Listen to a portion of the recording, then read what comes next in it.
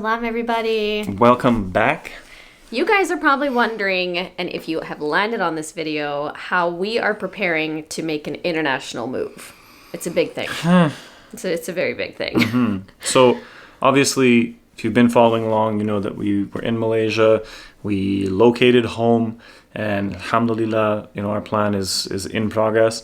We've come back now in order to pack up our lives and move across the world. That's right. So, the thing with us is we have a house full of stuff, like a lot of stuff. We moved into this house and it was completely empty. So we had to furnish it right from everything, every fork and knife all the way up to our bed frames. That's right. Yeah. So it's a lot so of we stuff.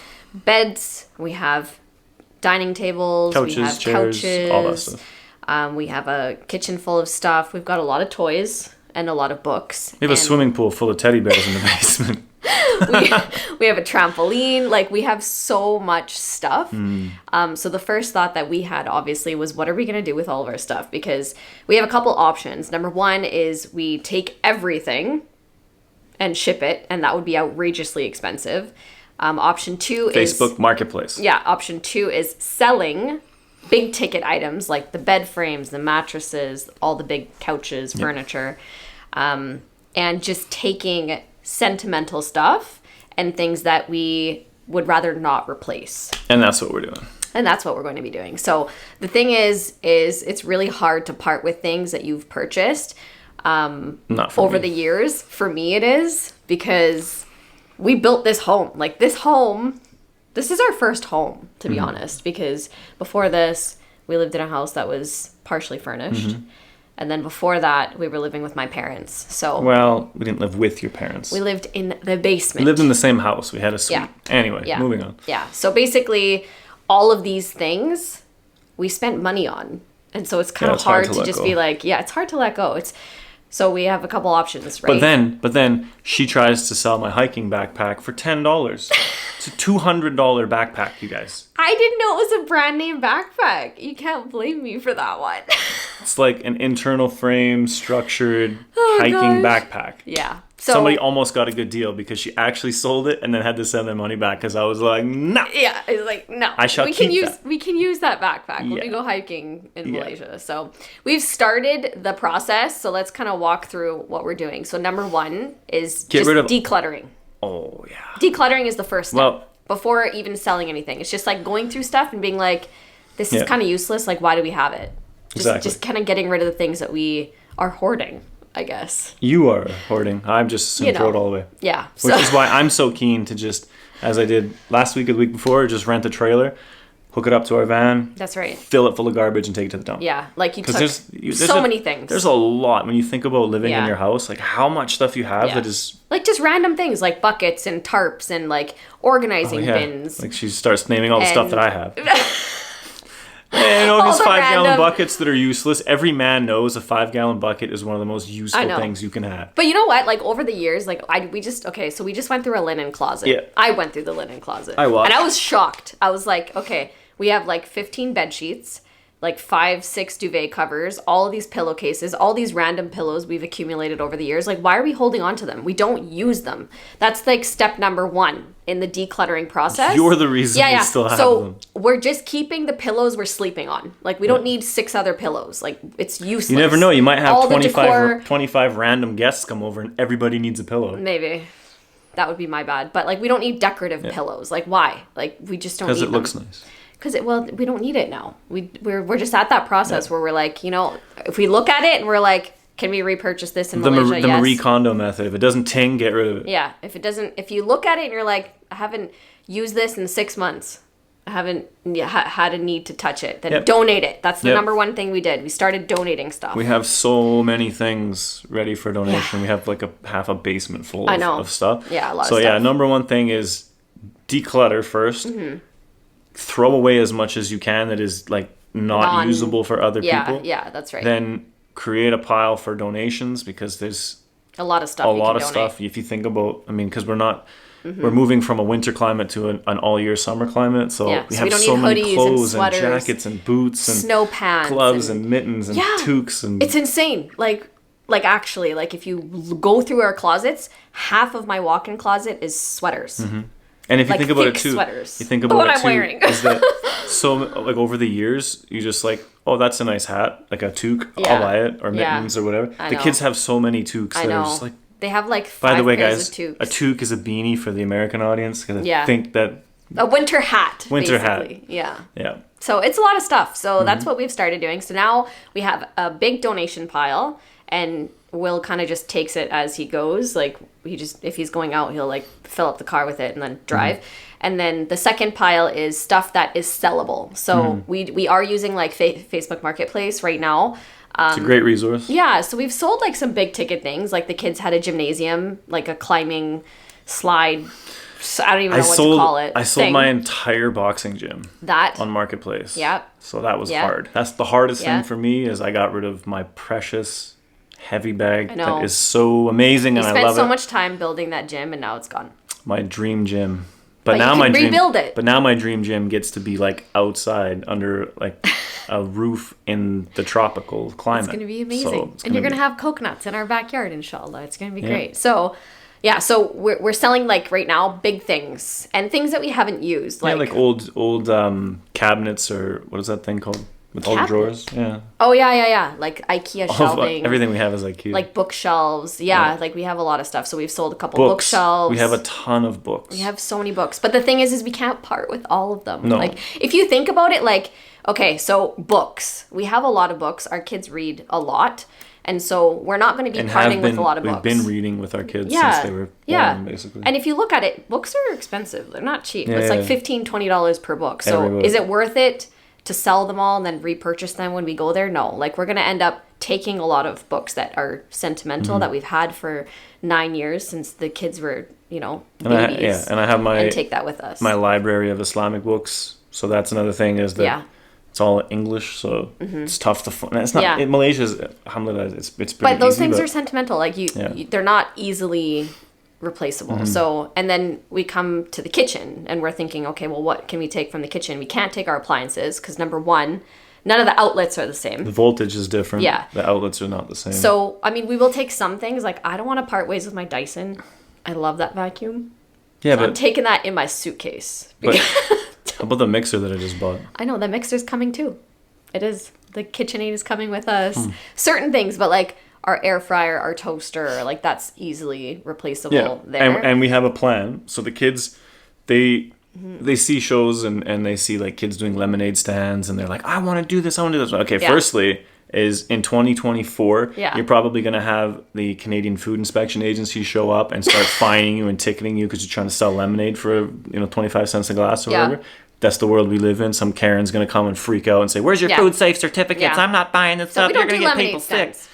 So then we came up with the idea is, what's the alternative? Let them have a garage sale. Yeah. So we're going to do that with a lot of the stuff, That's good, like good quality stuff. Yeah. There's like, we have a lot of stuff we don't want to donate, the stuff that we might not sell on Marketplace. It gives them, they get to learn, how to be their little entrepreneurial selves. That's right. And that's going to be fun. So we'll probably have to do that a couple times. I think once fairly soon and then once kind of before we go to kind of blow out whatever we have left. That's right. So our plan is to maximize the suitcase allowance. Here's the thing, guys. I guess you could say when we came to Toronto from British Columbia, it was me, her, Amina, Zainab, her mom, and her dad. So there were 6 of us. Yeah. And all of us had two of the big suitcases each. That we filled up it. Everything. Like everything from like pots and pans and things that we could bring with us, we brought, and the rest came on a truck. Yeah. In the dead of winter. That was fun. Because we were coming to a place that didn't have.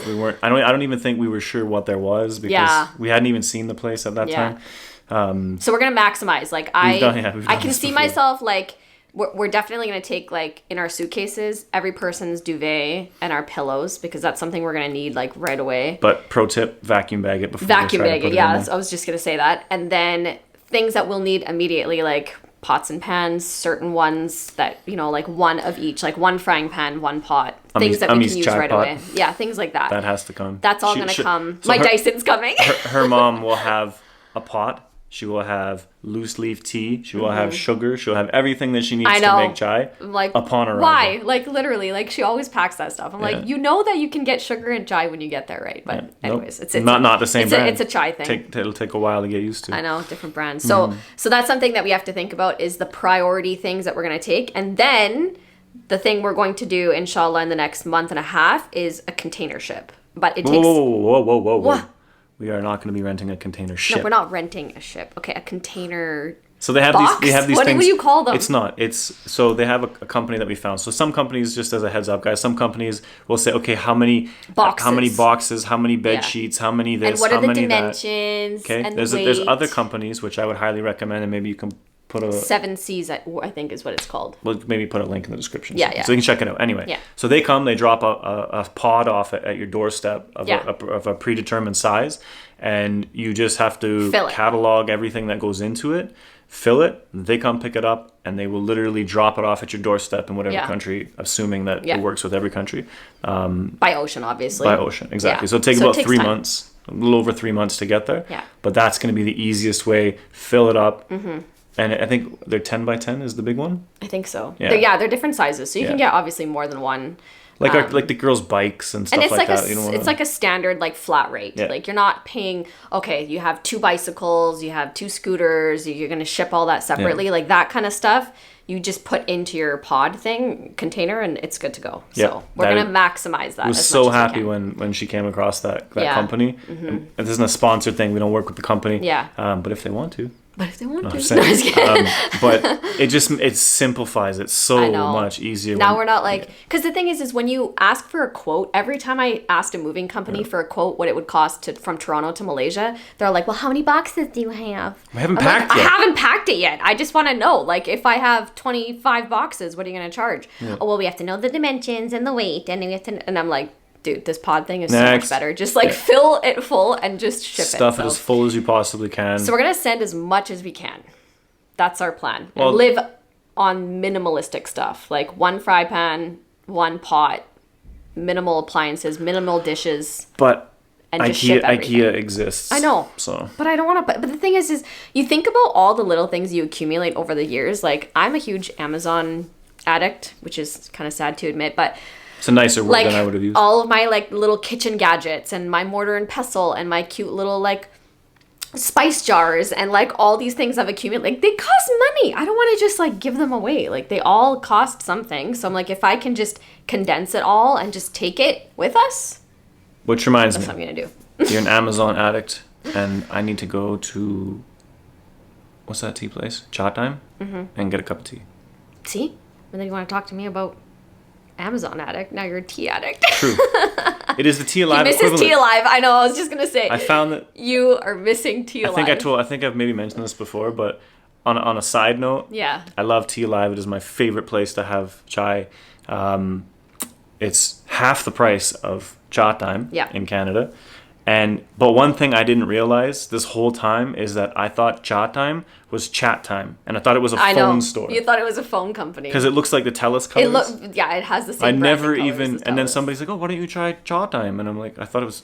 Oh, okay. So. Anyways, yeah. So that's basically what we're doing. So decluttering, getting chai, selling all the big ticket items slowly. Like we obviously can't get rid of our mattress until the very, very end. And one thing we're thinking. I mean, technically, our landlord doesn't know we're leaving it, and they do know we do social media for a living. So if you happen to be watching this, we have a suggestion, and that suggestion is, why not we leave a whole bunch of our stuff, like our TVs.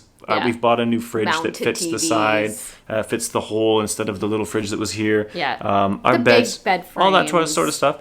We can leave that behind for an additional rent. A month of rent that we don't have to pay.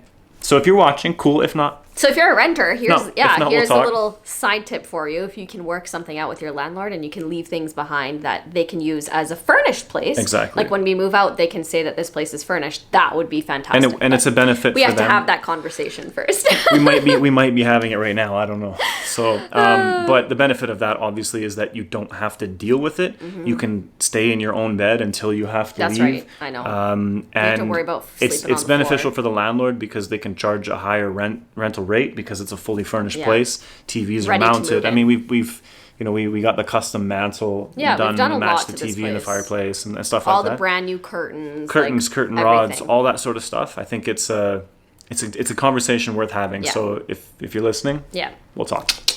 So yeah, let's just quickly go over those Oh, points and by again. the way, we're leaving the country, so Oh, by the way. we're not going to be renting anymore.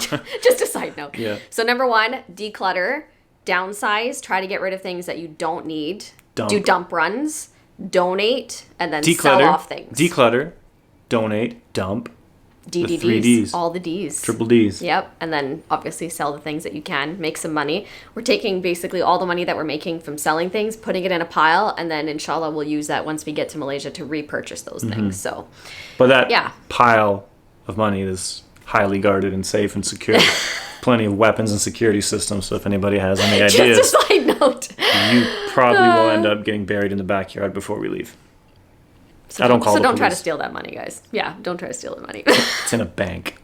Anyways, guys, thank you for watching, and we hope this inspires you. If you are doing an international move, it is doable. We haven't done it yet, but we're in the process, and inshallah, in the next few months, we'll take you along. The good part about this whole process is we've met so many people who have done it and are Yeah. doing it, and it's quite Yeah, a big it's exodus. doable. So Yeah. there's a lot of people out there. There's a lot of information. There's a lot of help out there. Definitely. Stay tuned. We will definitely keep you guys along with what we're doing and maybe show you some of the declutterization, the destabilization, the Stress. the decolonization. Yes. And I think what would be cool is to show the girls hustling up their garage Oh yeah, sale. the little garage sale. We should vlog that for Definitely. sure. Yeah, I think Absolutely. that would be cute. Yeah. All right, guys, thank you for watching, and we'll see you in our next one. All right, guys. Assalamu alaikum. Thanks for being here. We'll talk to you soon.